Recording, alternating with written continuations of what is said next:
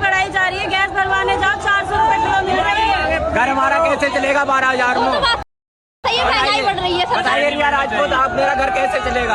हाँ ये तो बात सही है। 12,000 में 400 रुपए, 4,000 कमरा किराया, सरकार को सुनना चाहिए। आंटी आप कुछ बोलना चाहोगी? हमारी मांगे पूरी करो। आंटी आंटी बताएंगी थोड़ा सा मुझे सैलरी को लेकर हड़ताल हो रही है। सैलरी को लेकर जी मिनिमम 20,000 वही तो आप महंगाई भी बढ़ रही है ना। 11,000 सैलरी, 4,000 का कमरा है, 4,000 का सिलेंडर है। ये बोल रहे हैं कि हमारी सैलरी बढ़ाई जाए, इसीलिए लोग हड़ताल कर रहे हैं। आप सब देख रहे हैं महंगाई कितनी बढ़ रही है।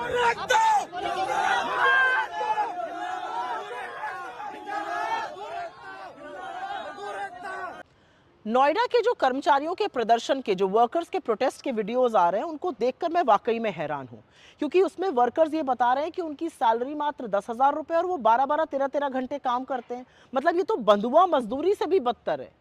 10,000 सैलरी, इसमें गुजारा कैसे होता होगा दिल्ली शहर में रहने का?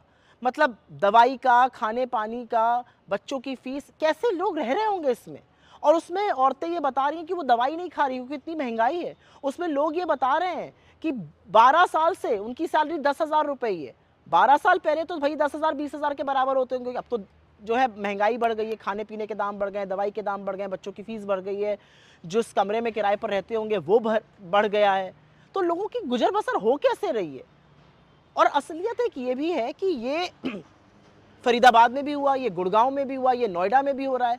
तो ये तो वेल्ड बेरोजगारी है, ये एक्चुअल बेरोजगार हैं ये लोग, क्योंकि इनको रोजगार के नाम पर सिर्फ 10,000 रुपए, इस तरह का शोषण हो रहा है इनका। और 12 सालों में किसके अच्छे दिन आए हैं? कुछ लोग कहेंगे भाई ये तो प्राइवेट कंपनीज, अरे प्राइवेट कंपनीज तो तभी प्रॉस्पर करती है जब इकोनॉमी ठीक चले। तो इकोनॉमी का भट्टा बैठा दिया है, प्राइवेट कंपनीज का भट्टा बैठा हुआ है, वर्कर्स की सैलरी नहीं बढ़ रही है।